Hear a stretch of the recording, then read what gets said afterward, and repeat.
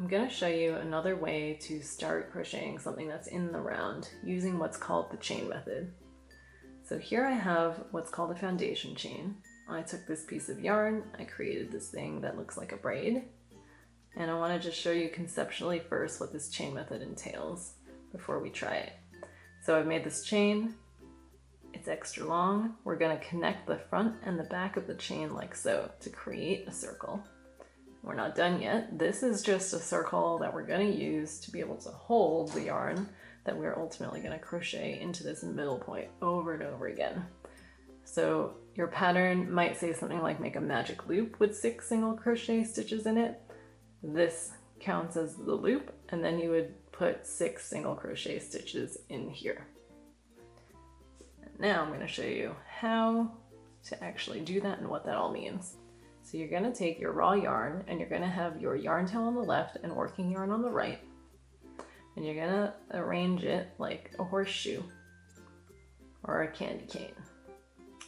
Now you're going to take the yarn tail and cross it over the working yarn so that it looks like a 4 if you were to hold on to points over here with your left hand.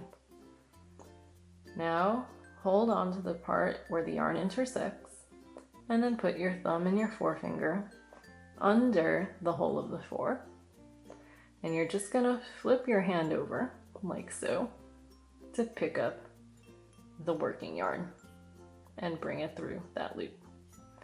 Now you're gonna pull on the yarn tail so that a knot forms. This knot and this whole technique I was showing you is called a slip knot. Don't worry if your loop is really big or not, because this is adjustable.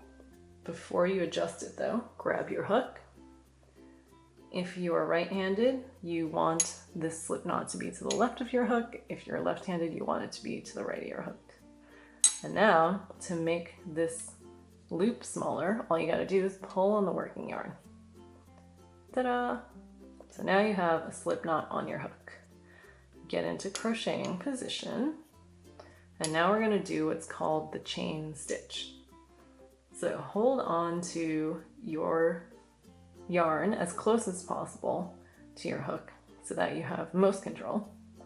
And we're gonna yarn over, so that's pushing the yarn away from you, otherwise known as bringing the yarn over the top of your hook from the back to the front, and then bring that yarn through the loop that's on your hook. That was 1 chain stitch. If you turn it over, you can see that horizontal V that represents a stitch. We're going to make 4 total. So again, yarn over and then pull it through the loop that's on your hook.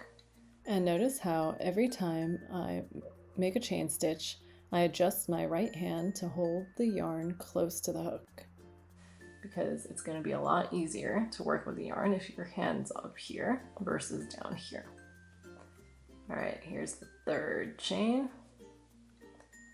And here's the 4th chain. You do want to try to make these stitches as tight as you can, because this is now, these 4 chain stitches are the chain stitches that we're going to connect to create the tiny circle that we will then put our hook through the center of. And if you want to minimize the chance that your final piece has a hole in the middle, you want these stitches as tight as possible. Okay, so we've made 4 chain stitches. Now we gotta connect the last stitch we just made to the first stitch we just made. And sometimes people have a little trouble identifying what the first stitch was. My tip is to look for the horizontal V's, count backwards from the one that you know you just made. So 1, 2, 3, 4. And if that's still not clear, if you pull on the yarn tail and the yarn tightens, that little nubbin is the slip knot and not a stitch. That's not where your hook's going.